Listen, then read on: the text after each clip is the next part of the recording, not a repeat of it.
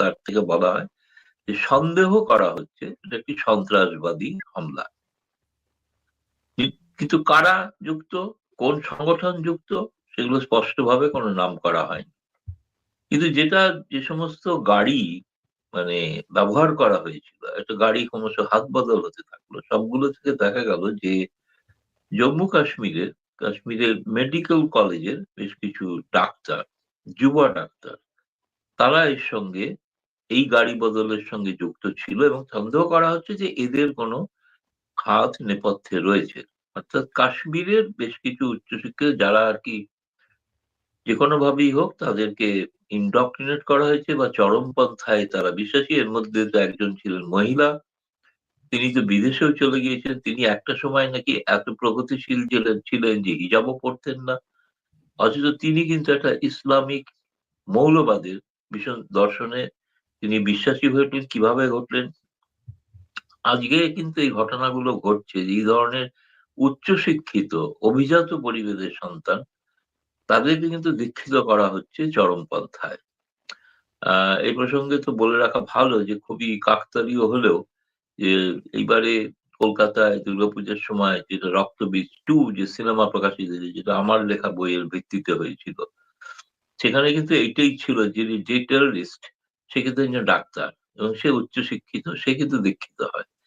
এখন এটা কাকতালীয় ভাবে দেখা গেল দিল্লির বিস্ফোরণের সমস্ত ডাক্তাররা জড়িত, এবং এই ডাক্তারদের যে জড়িত, এখন যেটা তদন্ত করে দেখা হচ্ছে যে কাশ্মীর থেকে বহু ছাত্রছাত্রী তারা কিন্তু বাংলাদেশেও কিন্তু মেডিকেল কলেজে ভর্তি হয়েছে এবং সন্দেহ বাংলাদেশের যে এর জন্য বাংলাদেশের কোনো হাত আছে সেটা বলা হচ্ছে না, কিন্তু বাংলাদেশে যেহেতু প্রচুর জঙ্গি সংগঠন এই মুহূর্তে খুব অ্যাক্টিভ, হিজবুত তাহিরের মতো সংগঠন তারা অফিস খুলে বসে আছে, তারা চিঠি দিচ্ছে, প্রেস বিবৃতি দিচ্ছে অফিসের ঠিকানা সহ। এটি নিষিদ্ধ সংগঠন। নিষিদ্ধ সংগঠনের ঠিকানা থাকে এটা প্রথম জানা গেল আর কি।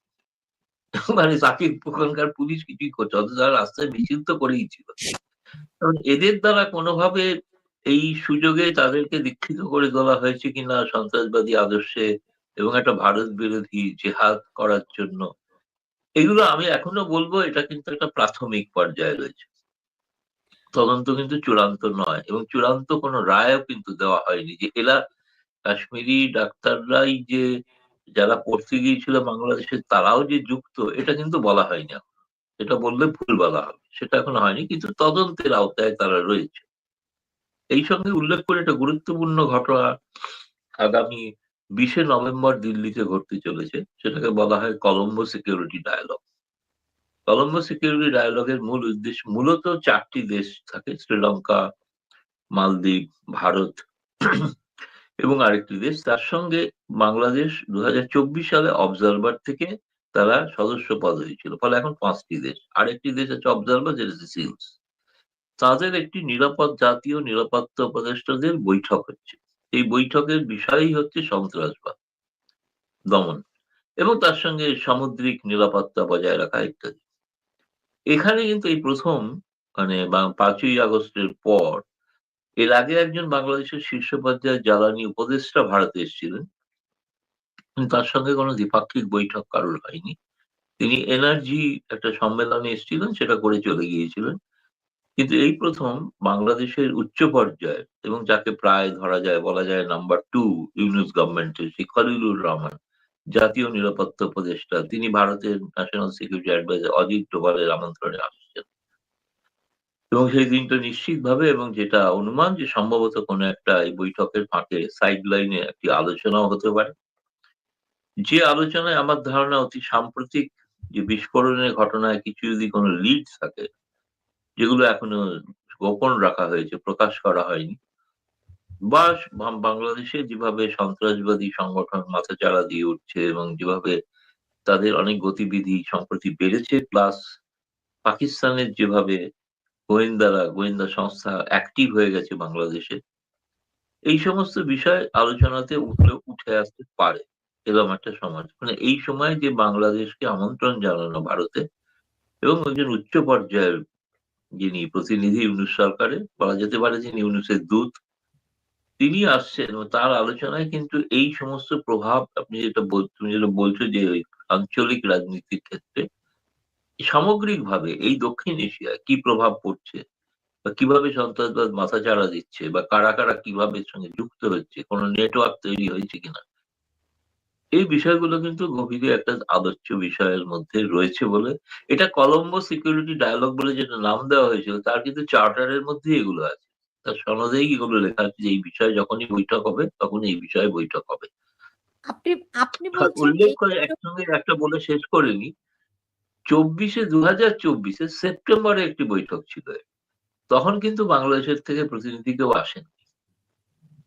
আহ কিন্তু এই এখন এতদিন বাদে 25-এর যে বৈঠক, যেটা নভেম্বরে হচ্ছে, সেই বৈঠকে কিন্তু বাংলাদেশ আসছে বলে এটা একটা আমার মনে হয়েছে একটা তাৎপর্যপূর্ণ দিক, যেটা আপ- বলে রাখা ভালো। আপনি কত তারিখের কথা পার্টিকুলারলি বলছেন বৈঠকটি হবে? 19 তারিখে উনি আসছেন এবং 20 তারিখে বৈঠক।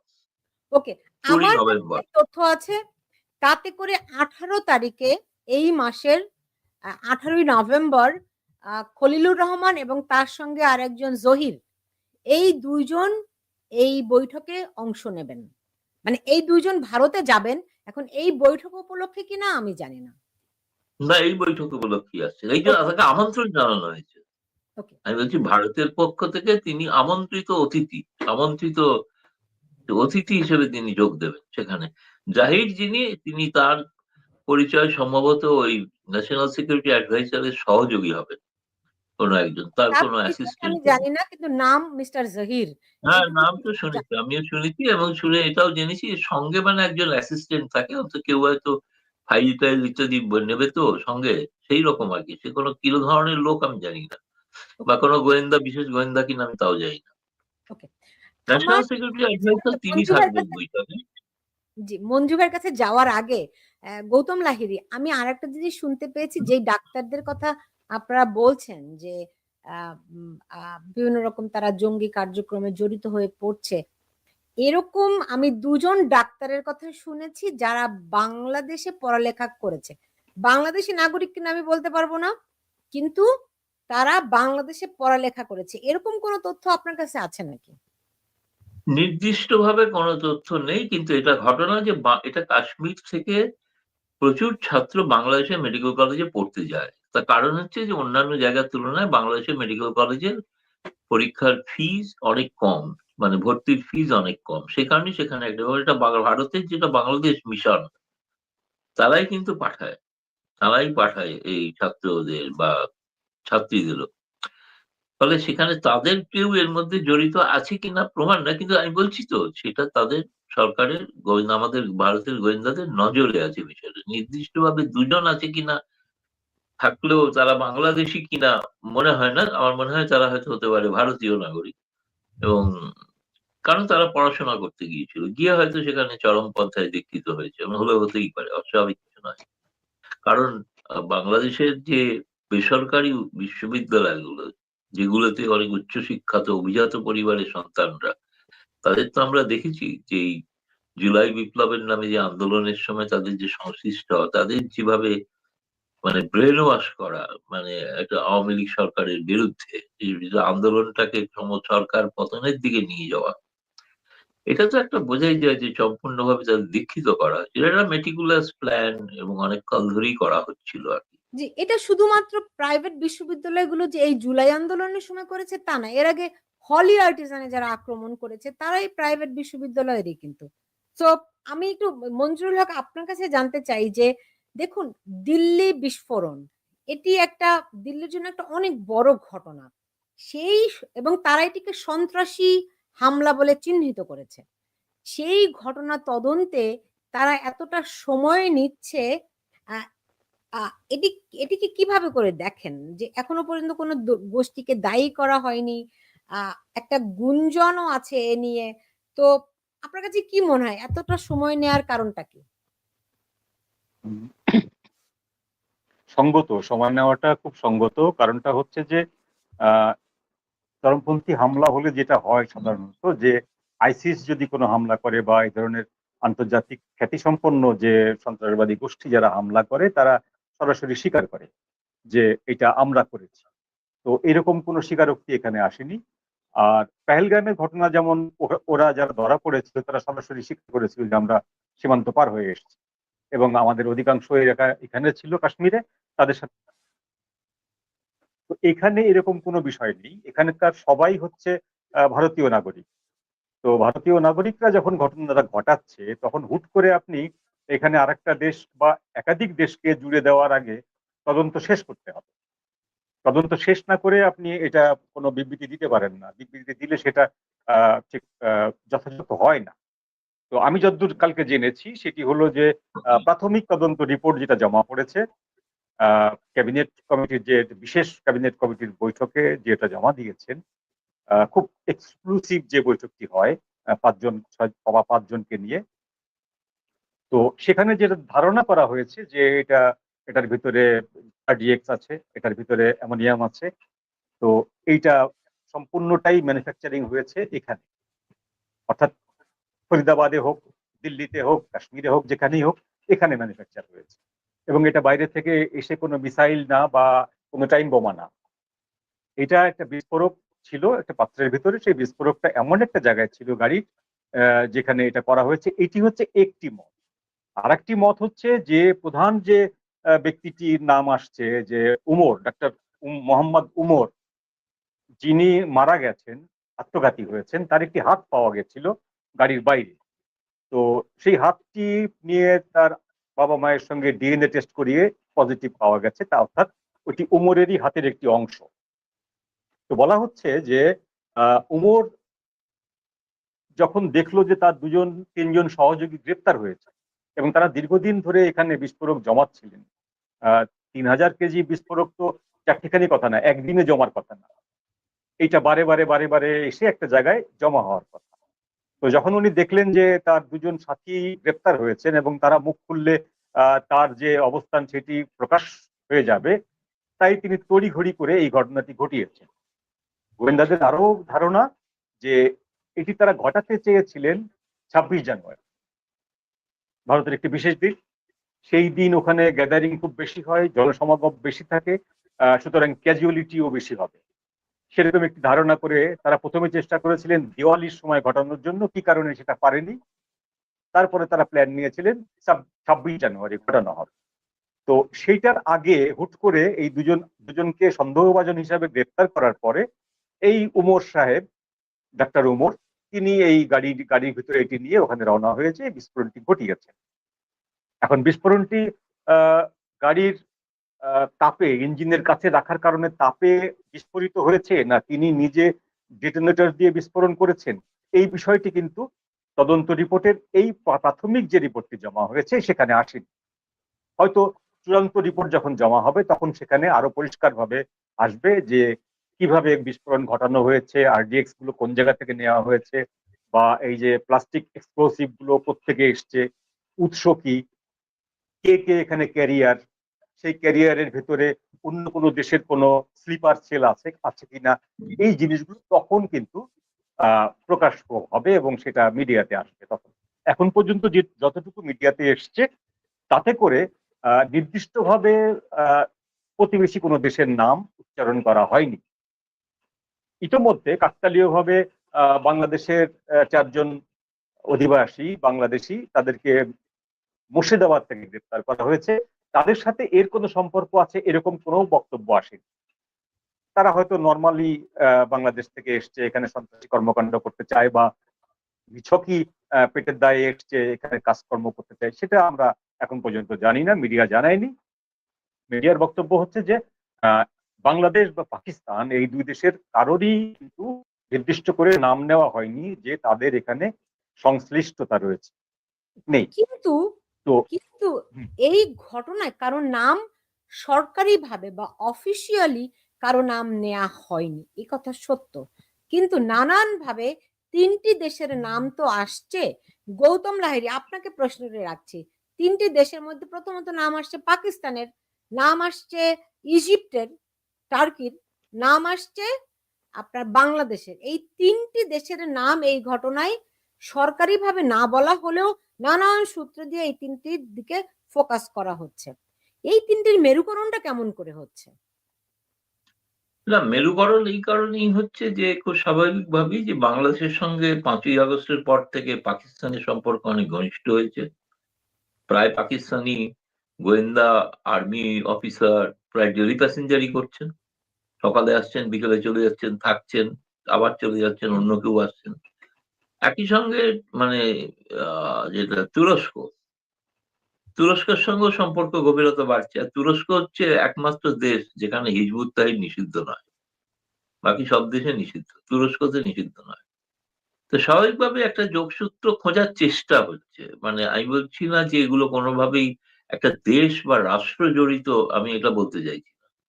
আমি বলতে চাইছি সেই রাষ্ট্রের মধ্যে যারা থাকে, যেমন লস্করে তৈবা জইশ-ই মোহাম্মদ, তারা তো পাকিস্তানেই থাকে। বাকি হিজবুত তাহরির এখন বাংলাদেশেই আছে। তো তারা তো প্রকাশ্যে ঘোষণা দিয়ে বলছে আছে। তাহলে এই সংগঠন বা যে পুরনো যে সংগঠনগুলো ছিল, আনসারি বাংলা, আনসারুল বাংলা ইত্যাদি তাদের নেতা কুখ্যাত জঙ্গিরা যারা জেল থেকে ছাড়া পেয়েছে। তো এই সব মিলিয়ে একটা ভারত এবং বিশেষ করে লস্করে তৈবার সেকেন্ড ইন কমান্ড, তার যে ভাষণ, সে বলেছে যে মানে বাংলাদেশকে এখন একটা লঞ্চিং প্যাড হিসেবে ব্যবহার করা হবে ভারতের বিরুদ্ধে। এই কারণেই সতর্কতা। এই নিয়ে এখনো নির্দিষ্টভাবে কোনো তথ্য সম্পূর্ণ হয়েছে এরকম না। এখন এখন আমি জানলাম যে আমার মনে হয় খলিলুর রহমান আসার আগে আজকে তিনি ঢাকায় ভারতীয় হাই কমিশনার প্রণয় বর্মার সঙ্গে সাক্ষাৎ করেছেন হাই কমিশনে গিয়ে। এবং সেখানে তাদের মধ্যে যে আলোচনা হয়েছে তার থেকে হচ্ছে একটা দ্বিপাক্ষিক বৈঠক হওয়ার সম্ভাবনা শোনা যাচ্ছে, ওদের হবে। সেই কি বিষয়ে আলোচনা হবে সে বিষয়ে হয়তো মত বিনিময় হয়েছে। এবং এটা বেশ অনেক আগেই হলো, কারণ তার এখনো দিল্লি আসার সময় এখনো দেরি আছে। ফলে একটা সুনির্দিষ্ট কোনো কিছু তথ্যের আদান প্রদান হয়তো হচ্ছে, যেটা ভারতে এসে বৈঠকের পর আমরা হয়তো আরো জানতে পারবো আর কি। ফলে আমি বলছি ৩টে রাষ্ট্রকে আমি এই মুহূর্তে দায়ী করছি না, কিন্তু এই রাষ্ট্রে যারা জঙ্গিরা অবস্থান করছে তাদের সম্পর্কে সেই রাষ্ট্রগুলি কি কি ভূমিকা নিচ্ছে সেইটা প্রশ্নবোধক একটা চিহ্নের মধ্যে আছে। এখন ফলে সেটা কলম্বো সিকিউরিটি ডায়ালগটা এই সময় টাইমিংটা খুব ইম্পর্টেন্ট, যে এই সময় এই বৈঠকটা কিন্তু ডাকা হলো আর কি। জি, এখন যদি কোনো এই ধরেন এই তিন রাষ্ট্র আমি বাদ দেই, প্রতিবেশী রাষ্ট্রগুলোর মধ্য দিয়ে যদি কোনো ওই রাষ্ট্রের জঙ্গি কোনো সংগঠনের নাম আসে এই হামলার জন্য, সেই ক্ষেত্রে ভারত কি করবে? না, সে তো এখন আপনি বলছেন যদি আগে আসুক, আমি যদির ভিত্তিতে বলে কোনো আগাম কিছু মন্তব্য করতে চাই না। যদির ভিত্তিতে কোনো প্রশ্ন হয় না, যদির কোনো উত্তর হয় না। যদি হচ্ছে যখন হয় তখন দেখা যাবে, তখন ভারত, এখনো তো জানি না যে ভারত সরকার তো এই বিষয়টা কোনো কি, আমি তো ভারত সরকারের প্রতিনিধি নই, ভারত সরকারের পদাধিকারীও নই।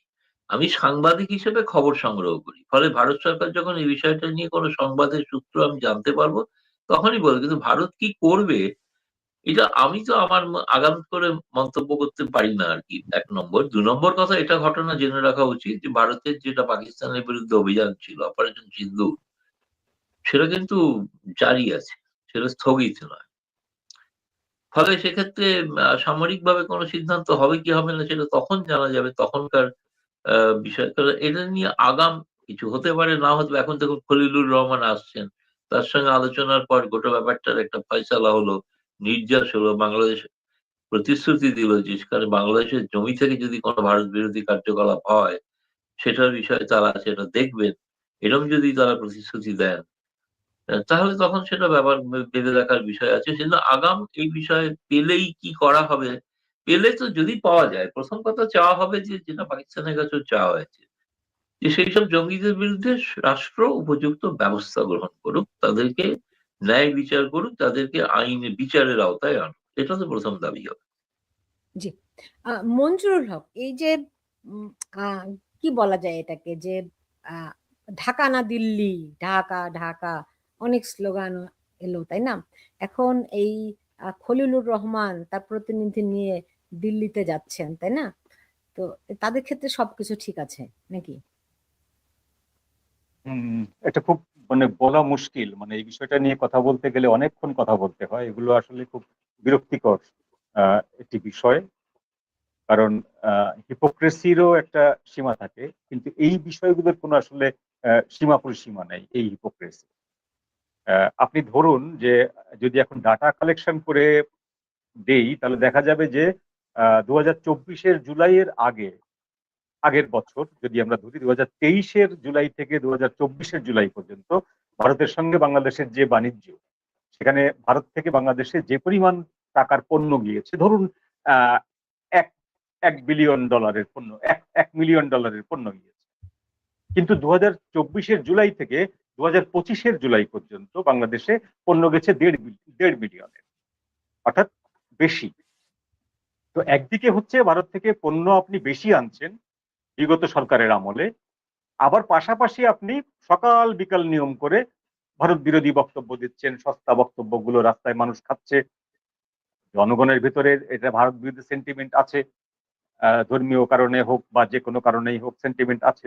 তো সেইগুলোকে আপনি পাশে রাখার জন্য, আপনার পক্ষে নেওয়ার জন্য এই ডার্টি গেমটা খেলছেন, অথচ আপনি অফিসিয়ালি ভারত থেকে সব মানে অন্যান্য বছরের তুলনায় বেশি আমদানি করছেন, বেশি রপ্তানি করছেন। আপনি আদানিকে প্রথম পেমেন্ট দিচ্ছেন না, পরে যখন আদানি চাপ দিচ্ছে 12 তারিখের ভেতরে, 11 তারিখের ভেতরে পেমেন্ট না দিলে আমরা বিদ্যুৎ স্টপ করে দেব, আপনি সঙ্গে সঙ্গে তার পেমেন্টটাও দিচ্ছেন, তাই না? তো আপনি সুসম্পর্ক বজায় রাখার চেষ্টা করছেন, আপনি কূটনৈতিক সম্পর্ক বজায় রাখার চেষ্টা করছেন, এট দ্য সেম টাইম আপনার দলের লোকজন, আপনার জনগণের একটা অংশকে সংক্ষুব্ধ করার জন্য, উত্তেজিত করার জন্য এই যে ভারত বিরোধী স্লোগান দিচ্ছে, দিল্লি না ঢাকা, ঢাকা ঢাকা। কেন? দিল্লির সঙ্গে ঢাকার সম্পর্কটা কি? দিল্লির সাথে হাসিনারই বা সম্পর্কটা কি? আপনি আন্দোলনটা করছেন আওয়ামী লীগের বিরুদ্ধে, সেখানে দিল্লির সাথে এই ব্যাপারটা কোন জায়গায় যায়, কিভাবে যায়? এই ধরুন আপনি একটা রেফারেন্স দিই, আমি পাকিস্তানের ঘটনা দিই। ইসলামাবাদে যে ঘটনাটি ঘটলো 11 তারিখে, দিল্লিতে ঘটলো 10 তারিখে, ইসলামাবাদে ঘটলো 11 তারিখে। ইসলামাবাদ থেকে যে ফটোকার্ড গুলো আসা শুরু করলো, সরাসরি সেখানে বলা হয়েছে এই হামলার জন্য ভারত দায়ী। ঠিক আছে, এখন ভারত দায়ী বলার পরে 12 তারিখে বা 13 তারিখে কিন্তু ভারত বলে নেই যে দিল্লির হামলার জন্য পাকিস্তান দায়ী, কারণ তারা বলছে যে তদন্ত শেষ না হওয়া পর্যন্ত আমরা এই বিষয়ে কোনো মন্তব্য করছি না। তো এটা হচ্ছে কূটনৈতিক শিষ্টাচার। এখন আপনি যদি আগাম বলে বসেন যে এইখানে আমরা জড়িত না, এই যে আমাদের পররাষ্ট্র উপদেষ্টা তহিদ সাহেব, ভারতের কয়েকটা মিডিয়াতে এটা নিয়ে কথা উঠেছে কি জন্য, যে আহ, সাইফুল্লাহ ওর সেকেন্ড ম্যান যে লস্করে তৈয়বা, তাদের একটা মিটিং এ ভাষণ দিয়েছিলেন তিনি 30 অক্টোবর। সেখানে তিনি স্পষ্ট করে বলেছিলেন যে আমাদের নেতা বসে নেই, উনি বাংলাদেশের যে আমাদের ভাইরা আছে ওদেরকে মোবিলাইজ করার কাজ করছেন। এই মর্মে আজতক পোর্টালে একটি খবর ছাপা হয়েছিল এবং আজতক বলে দিয়েছিল যে আমাদের কাছে এই ভিডিওটি রয়েছে।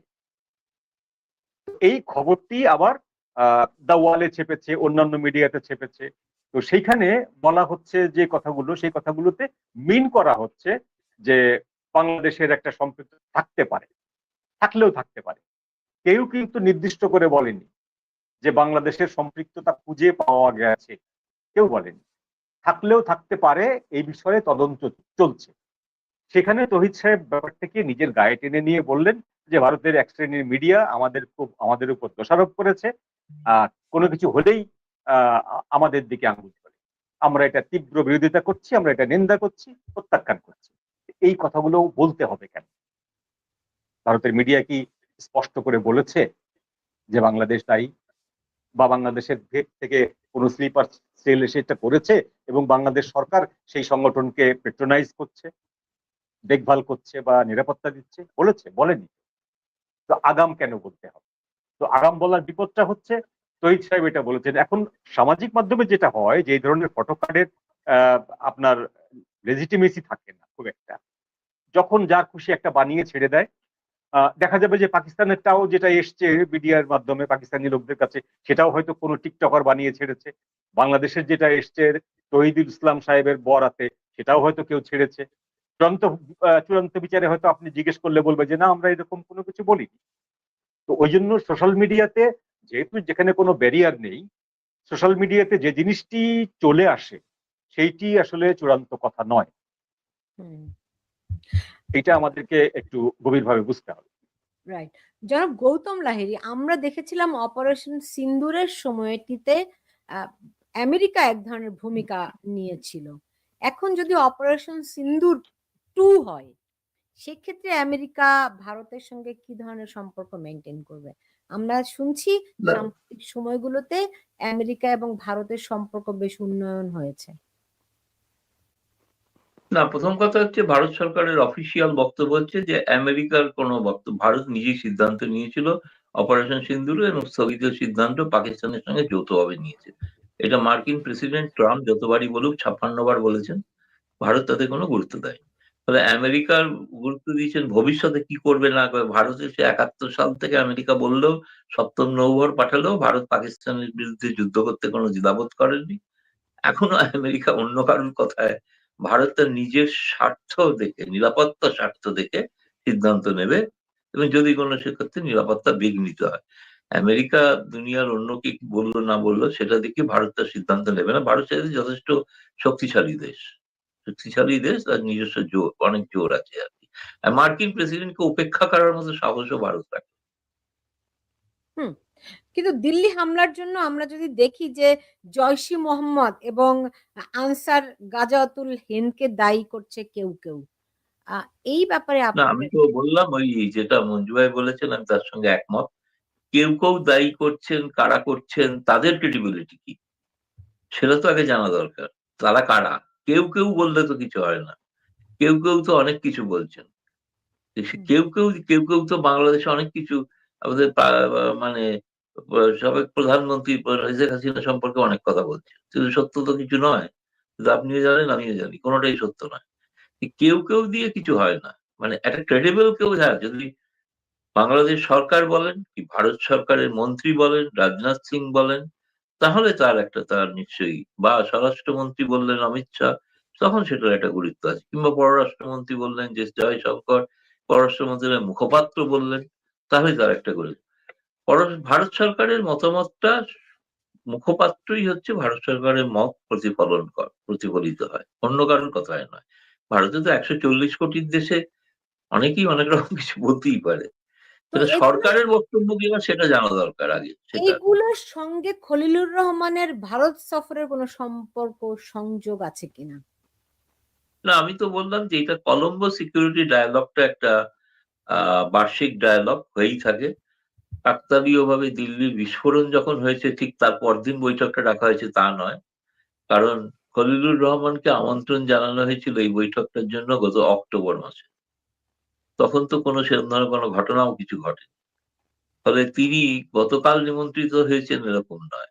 আসবেন কি আসবেন না সেক্ষেত্রে হয়তো তাদের সিদ্ধান্ত নিতে সময় লেগেছে। কিন্তু সেটা সময় বৈঠকটা যে নভেম্বর, কারণ এটা তো যে কটা দেশ ইনভলভ, তাদের প্রত্যেকের তো সম্মতির প্রয়োজন আছে না। মালদ্বীপ, শ্রীলঙ্কা, তারা ওই সময় আসতে পারবেন কি পারবেন না, সেইভাবেই তো বৈঠক তৈরি হয়। সমস্ত সামিট মিটিং এভাবেই হয়ে থাকে। সেক্ষেত্রে বাংলাদেশের জন্য, তাদের জন্য সময় যখন ঠিক হয়েছে সবটাই, তখনই তাকে ডাকা হয়েছে আর কি। এর মধ্যেই ঘটনাটা ঘটে গেছে। ফলে এটা একটা, এই ডায়ালগের মধ্যে বিষয়টা একটা প্রভাব পড়তে পারে বা একটা ছায়া থাকবে, এটা অস্বীকার করার কিছু নেই। জি। মঞ্জুরুল হক, আপনি জানেন যে পাকিস্তানের বিভিন্ন জঙ্গি সংগঠন বিভিন্ন পর্যায় থেকে তারা দাবি করছে এবার তারা ভারতের সঙ্গে যুদ্ধ করবে দুই ফ্রন্টে, পূর্ব ফ্রন্ট এবং পশ্চিম ফ্রন্ট, রাইট? পূর্ব ফ্রন্ট বলতে বাংলাদেশকে মিন করেছে। তো ভবিষ্যতে যদি অপারেশন সিন্দুর 2 হয়, সেখানে বাংলাদেশ কোনোভাবে এটার সঙ্গে সংযুক্ত থাকতে পারে কিনা, কি বলেন আপনি? প্রথমত হচ্ছে যে খাজা আসিফ যে প্রতিরক্ষা মন্ত্রী, তার একটি ফটোকার্ড বেরিয়েছে, প্রকাশ পেয়েছে। সেখানে তিনি বলেছেন যে আমরা আহ, পূর্ব এবং পশ্চিম দুই ফ্রন্টে ভারতের সঙ্গে লড়াই করব। ভারতের সঙ্গে না, বলেছেন পূর্ব এবং ফ্রন্টে একই সঙ্গে লড়াই করব। তো সেইটাকে অনেকেই মনে করছেন যে এই পূর্ব ফ্রন্ট বলতে বোঝাচ্ছে পূর্ব বাংলাদেশ না, ভারতের পূর্ব দিকের যে বাংলাদেশ এটি না। পূর্ব ফ্রন্ট বলতে তারা বোঝাচ্ছে আফগানিস্তানের ফ্রন্টকে, আর পশ্চিম ফ্রন্ট বলতে বোঝাচ্ছে ভারতের সঙ্গে যে লাইন অফ কন্ট্রোল। তো এই যে একটা বোঝার একটা ব্যাপার, এখন খাজা আসিফ যখন এটি বলছেন, উনি কি মিন করে বলছেন এইটি কিন্তু আর লাইমলাইটে থাকছে না। সামনে চলে আসছে কোনটা, যে পূর্ব ফ্রন্ট বলতে বাংলাদেশকেই বোঝায়। এটা কেন বলা হচ্ছে, যে আইএসআই এর যে প্রধান, আইএসআই এর প্রধান আগস্ট মাসে বলেছিলেন যে আমরা ভারতের ভূখণ্ডের মাঝখানে হামলা করব আমাদের পূর্ব ফ্রন্ট থেকে এবং পশ্চিম ফ্রন্ট থেকে। এটি হলো নির্দিষ্ট করে। খাজা আসিফ যেটা বলছেন যে দুই ফ্রন্টেই আমরা লড়াই করব, আর আইএসআই প্রধান বলেছিলেন আগস্ট মাসে যে আমরা ভারতের বিরুদ্ধে পূর্ব এবং পশ্চিম দুই ফ্রন্ট থেকে লড়াই করব। এইটাতে আপনি ধরে নিতে পারেন এই পূর্ব ফ্রন্ট বলতে বাংলাদেশ বোঝায়, কারণ মিয়ানমার তো ভারতের সঙ্গে লড়াই করতে আসছে না, মিয়ানমার তো এখানে স্টেক হোল্ডার না। বাংলাদেশের সাথে পাকিস্তানের অতিরিক্ত ঘনিষ্ঠতা হয়েছে গত বছর আগস্টের পর থেকে, যেটি দাদা বললেন যে ডেলি প্যাসেঞ্জারের মতন অবস্থা হচ্ছে, এখন সকালে আসছে বিকালে চলে যাচ্ছে, এবং কে কখন আসছে কেউ জানে না, এবং কোনো পূর্বানুমতিরও প্রয়োজন নেই, কোনো ভিসার প্রয়োজন নাই, কোনো কিছু, কোনো আপনার যে ডিপ্লোম্যাটিক যে একটা ওয়ে থাকে এই ধরনের হাই লেভেল সফরের, সেটিও নেই। বাংলাদেশে হয়তো কেউ জানেই না, এসে হঠাৎ করে ঢাকা এয়ারপোর্টে নেমে যাচ্ছে।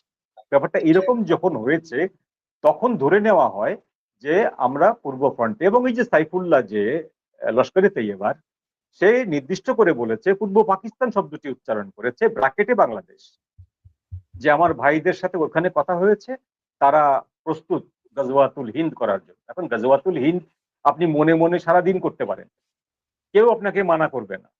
আপনি কোন জায়গা থেকে করবেন, কোথায় যেয়ে থামবেন, সম্পূর্ণ আপনার ব্যাপার। এর সাথে জিওপলিটিক্যাল কোনো সম্পর্ক নেই। গাজওয়াতুল হিন্দের সাথে জিওপলিটিক্যাল কোনো সম্পর্ক নেই, এটা বহু পুরনো একটা ব্যাপার। এটা ওই আপনার ইয়ের মতন দাঁড়ায় যে, এই আমরা বলি না কোনো বড় কিছু গল্প বলতে গেলে বলি যে এটা সে তো মহাভারতের কথা হয়ে যাবে, ব্যাপারটা ওই রকম আর কি, বিশাল একটা ব্যাপার।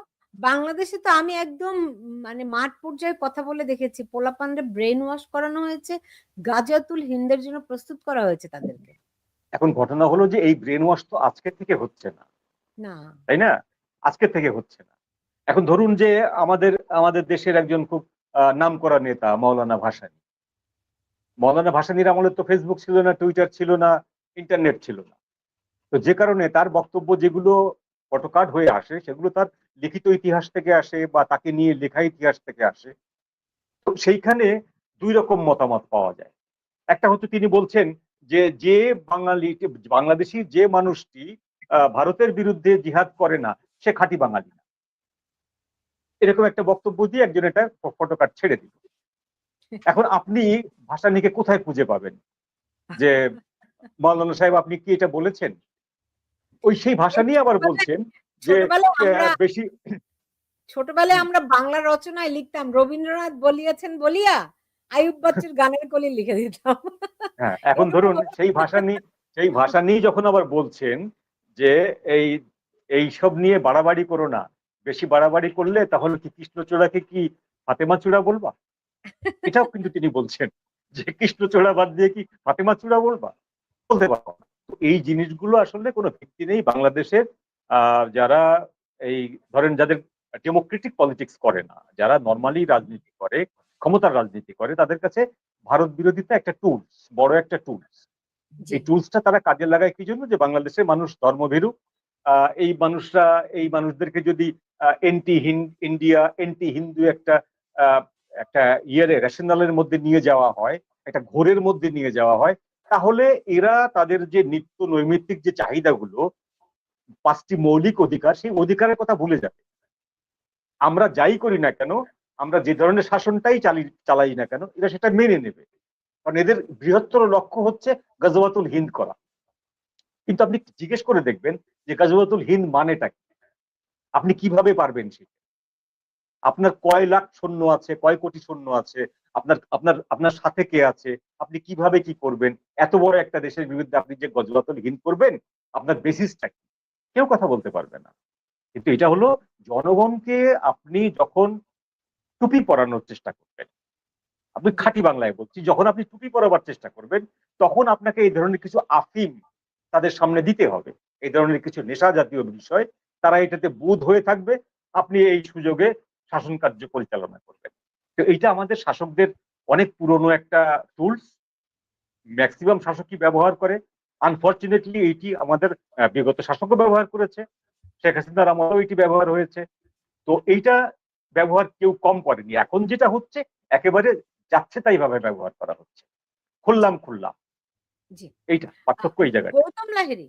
গৌতম লাহিড়ী যদি এরকম হয়ও, সেক্ষেত্রে আমরা যে দেখছি যে মানে ভারত সীমান্তে, মানে ভারত বাংলাদেশ সীমান্তে ব্যাপক সেনা মজুত করা হয়েছে, পুরো একটা যুদ্ধ ব্যাপার প্রস্তুত। সেই বিষয়টি কিভাবে করে আপনারা দেখছেন? না, আমি তো এরকম যাই, আপনারা দূর থেকে অনেক খবর রাখেন, আমি ভারতের থেকেও জানি না। সীমান্তে এত সেনা জমায়েত হয়েছে, সীমান্ত রক্ষী বাহিনী থাকে, সেনা যদি মুভ করে সেনা সীমান্তে, ভারতের সমস্ত সাংবাদিক যারা ডিফেন্স কভার করে তারা সবচেয়ে আগে লিখত, কেউ লেখেনি। তাহলে সীমান্তে এরকম সেনা মজুত হচ্ছে, এই সমস্ত অবাস্তব গল্প, মানে আমার জানা নেই, মানে বলতে পারবো না কিছু, মানে কোনো ব্যাপারে আলোকপাতই করতে পারবো, কারণ আমার ধারণা খবরটি অসত্য। তো আমরা তো শুনতে পাই সীমান্তে হেডকোয়ার্টারের মতো কি কি যেন বানানো হয়েছে। হ্যাঁ, কোনো হেডকোয়ার্টার কিছু বানানো হয়নি, এটা আসামের কাছে, ওই ধুবড়ির কাছে একটা পুরনো ঘাঁটি ছিল, সেই ঘাঁটিটাকে আবার নতুন করে তৈরি করা হচ্ছে। তার কারণ হচ্ছে, আপনি জানেন যে ভারতের জিওপলিটিক্যাল যুদ্ধে যে নানাভাবে যে ধরনের একটা সীমান্তে প্রস্তুতি রাখার প্রয়োজন, সেই প্রস্তুতি রাখার জন্য একটি সীমান্ত ঘাঁটি তার আর কি সেদিনকে শিলান্যাস করা হয়েছে সবে। সেদিন আপনি ভালো করে যদি ভারতের সংবাদপত্রে যেটা ছাপা হয়েছে খবর, আমি পড়েছি টাইমস অফ ইন্ডিয়া, সেটা হচ্ছে তার শিলান্যাস হয়েছে, মানে এখন তৈরি হতে বছর 5 লেগে যাবে। তো ততদিনে বাংলাদেশে কি হবে জানি না, ততদিনে হয়তো শেখ হাসিনা ফিরে গেল, এমনও হতে পারে। ফলে তখন কি হবে বলতে পারলে 5 বছর সময় তো অনেক সময়। শেখ হাসিনার কথা একটা যখন ঘাঁটি বললেনই একটা আপনি ঘাঁটি তৈরি করা চারটিখানি ব্যাপার নয়। শেখ হাসিনার কথা যখন তুললেনই, আপনি দেখেছেন যে শেখ হাসিনা সম্প্রতি একটা ইন্টারভিউ দিয়েছে বিবিসির সঙ্গে। সেখানে তিনি ভারত তার উচ্ছেদের উৎখাতের পেছনে, ভারত না সরি আমেরিকা তার উৎখাতের পেছনে সরাসরি যুক্ত নয় বলে একটি মন্তব্য করেছেন। এই বিষয়টি কিভাবে করে দেখছেন? এটি কি তার পলিটিক্যাল হ্যাঁ, কারণ হচ্ছে যে প্রথম ইন্টারভিউটা ভারতের থেকে আমি নিয়েছিলাম, সেই ইন্টারভিউতেও আমার ওই বিদেশি হস্তক্ষেপের প্রশ্নটা করেছিলাম, কিন্তু সেই প্রশ্নটা তিনি এড়িয়ে গিয়েছিলেন। কিন্তু আমি উল্লেখ করেছিলাম যে আপনি পার্লামেন্টেও বলেছিলেন, তো সেটা তিনি এখন জবাব দেননি। আমার মনে হয় তিনি চাইছেন না, তিনি যে এই সময় তার লড়াইটাকে মানে যেই হোক, যা প্রতিদ্বন্দ্বিতা হোক, সংগ্রাম হোক, লড়াই হোক, সেটা কেন্দ্রীভূত করতে চাইছেন কেবলমাত্র ডক্টর মোহাম্মদ ইউনূসের বিরুদ্ধে। সেখানে তিনি যদি অন্য আর একটা ফ্রন্ট খোলেন, তারা আছে কি নেই সেটা পরের কথা, যদি থেকেও থাকে, কারণ তারই মুখ থেকে আমরা শুনেছি সব পশ্চিমা শক্তির কথা, ষড়যন্ত্রের কথা। তিনি যখন বলতে চাইছেন না, তার মানে ধরে নিতে হবে যে তিনি চাইছেন না এই মুহূর্তে তাদেরকে বিব্রত করতে, কোনোভাবে আরেকটি ফ্রন্ট খুলে পশ্চিমা শক্তিকে অকারণে তার কাছে তার লক্ষ্য হচ্ছে কি করে তিনি বা আওয়ামী লীগের লোকেরা কিভাবে আগে বাংলাদেশে ঢাকায় ফিরে যাবে। আমি বলছি না ক্ষমতায় ফিরে যাবে, আমি বলছি তারা ঢাকার ফিরে গিয়ে সাধারণ স্বাভাবিক রাজনীতি করতে পারবেন, সেটাই তার লক্ষ্য। সেক্ষেত্রে আমেরিকাকে তার যদি মনে হয় যে তিনি তার বিরুদ্ধে সরাসরি এখন অভিযোগ করলেন, অভিযোগ করে তো তার প্রতিকার হওয়ার মধ্যে কিছু নেই, এক্ষুনি তো তার কোনো সমাধান হচ্ছে না। যেটা ঘটে গেছে ঘটে গেছে, তা আগামী দিনের জন্য তিনি কেন নতুন করে আর একটা তার সঙ্গে সম্পর্ক, আমার মনে হচ্ছে সম্পর্ক তৈরি করার চেষ্টা করছে। তার একটা বড় প্রমাণ যে মানে অনেকদিন বাদে এই প্রথম পশ্চিমা সংবাদ মাধ্যমগুলো তার সাক্ষাৎকার নিতে শুরু করেছে, এবং শুধু তাই নয়, যার মধ্যে বিবিসি সবচেয়ে বড় প্রমাণ, যে সে একটি সাক্ষাৎকার তিনি যা বলেছেন তা হুবহু প্রকাশ করেছে। এবং আমি জানি তার আগে তো আপনি জানেন রয়টার্স, এপি, ইন্ডিপেন্ডেন্ট, মানে বর্তমান প্রেস সচিব যেখানে চাকরি করতেন তারাও আর কি ইন্টারভিউ নিয়েছেন। এবং তিনি তো আবার তাদেরকে, আমাদের ভারতীয় গণমাধ্যম ইন্টারভিউ নেওয়ার পর আমাদেরকে আবার গালি দিয়েছেন খুব নোংরা ভাষায়। তো কিন্তু তিনি যেখানে চাকরি করতেন তারা নিয়েছেন তাদের বিরুদ্ধে বলে, আমি জানি না বিবিসির বিরুদ্ধে উনি সেরকম কিছু বলবেন কিনা। উনি বলেছেন যে জুতো চাটা, বুট লিকার্স ইংরেজিতে শব্দ ব্যবহার করেন, ইংরেজিটা ভালো জানেন, বুট লিকার্স শব্দ ব্যবহার করেছেন। তো এখন আমার বক্তব্য হচ্ছে যে আপনি যেটা মূল প্রশ্ন করেছেন সেটা হচ্ছে যে হ্যাঁ তিনি এই বিষয়ে কিন্তু কিছু বলছেন না, এই বিষয়ে বলছেন না, এবং এই বিষয়টা বলে আমার যেটা সাধারণভাবে মনে হয়েছে পশ্চিমা শক্তিরও তিনি সহায়তা চাইছেন। তাদেরকে বৃহৎ শক্তি, তাদেরকে উপেক্ষা করে তো কিছু করা যাবে না। জি সেটা কারণেই হয়তো এটা ট্যাকটিক্যাল মুভ আমার মনে হয়েছে, কৌশলগত দিক। জি মঞ্জুরুল হক, আপনার কাছে কি মনে হয় এই বিষয়টিকে, যে ট্রাম্প সরকারের সঙ্গে শেখ হাসিনার বা আওয়ামী লীগের একটা সমঝোতা হচ্ছে এরকম? না, ব্যাপারটি ওইরকম না। দাদা যেমনটি বললেন ব্যাপারটি ওইরকমই যে আমি আহ, আমার শক্তি অনুযায়ী আমি তো লড়াই করব। আমার শক্তি আছে একটি ফ্রন্টে লড়াই করার, আমি আর একটি ফ্রন্ট সেখানে খুলে বসাতে বোকামি। আমি কেন কেন খুলে বসবো? আর আমরা তো জানি দাদা যখন সাক্ষাৎকার নিয়েছিলেন সেটিও আমি পড়েছি।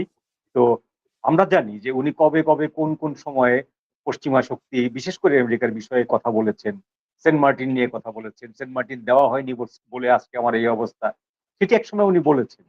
সেটি অনেক আগের ব্যাপার, কিন্তু এখন যখন স্ট্র্যাটেজিক্যালি একটা জায়গায় এসছেন উনি, লড়াইয়ের একটা ফ্রন্ট উনি খুলেছেন রীতিমতো, বাংলাদেশ সরকারের ইন্টারিম গভর্নমেন্টের বিরুদ্ধে, সেই লড়াইয়ে অহেতুক আপনার এই আমেরিকাকে টেনে আনা, পশ্চিমাদেরকে টেনে আনা, কে কি আচরণ করেছিল, ইউরোপীয় ইউনিয়ন ফান্ড বন্ধ করে দিয়েছিল শেষ দিকে এসে, তারপরে তারা এখনো প্রফেসর ইউনুসকে সমর্থন করে যাচ্ছে, এই বিষয়গুলো খুঁটিনাটি এই বিষয়গুলো তুলে এদের বিরাগভাজন হওয়া বুদ্ধিমানের কাজ না, এবং তিনি সেটা সেই জন্য করেননি।